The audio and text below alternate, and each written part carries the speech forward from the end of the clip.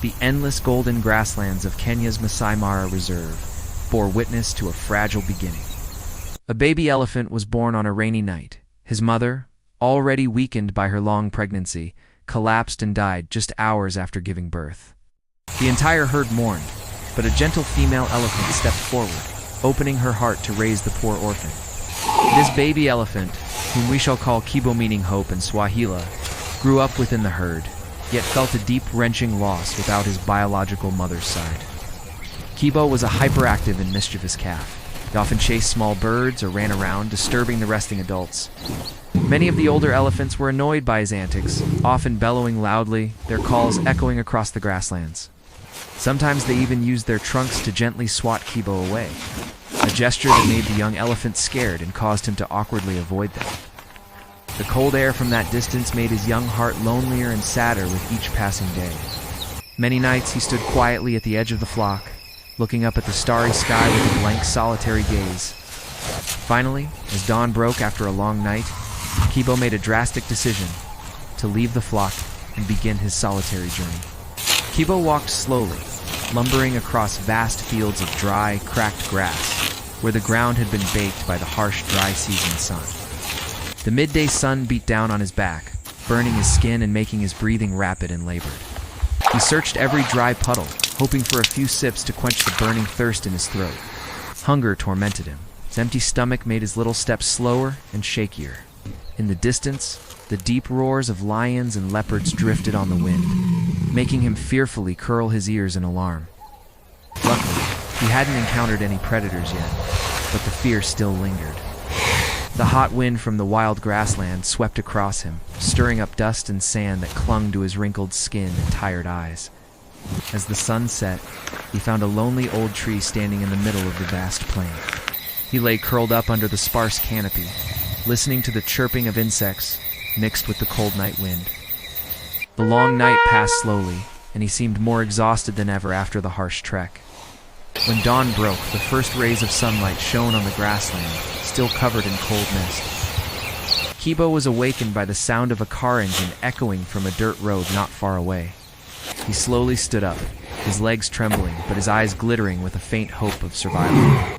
An old ranger station pickup truck slowly moved forward on the red, dusty trail. Suddenly, Kibo jumped out in front of the car, forcing the driver to hit the brakes and make an emergency stop.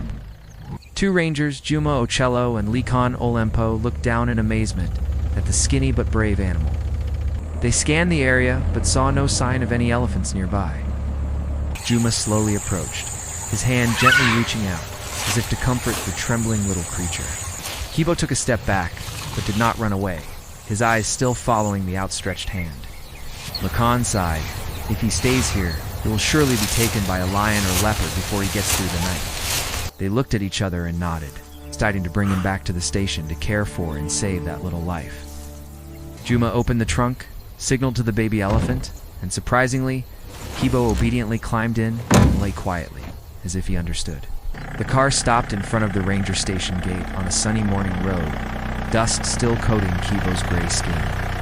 They brought him down and led him to a large, covered stable lined with clean, fragrant hay. Kibo sat down, tired but with less panic in his eyes than he'd had in the wild. A veterinarian named Dr. Nkala hurried in, carrying a bag of large animal medical equipment. He gently examined every small scratch on Kibo's body, measured his heart rate, and checked his reactions. After a thorough examination, Dr. Nkala announced that the calf was only exhausted and slightly weakened, with no serious injuries. Hearing this, Lakan and Juma both breathed a sigh of relief, shaking hands with hopeful smiles. They brought buckets of clean water and bottles of specially formulated milk for the hungry baby elephant.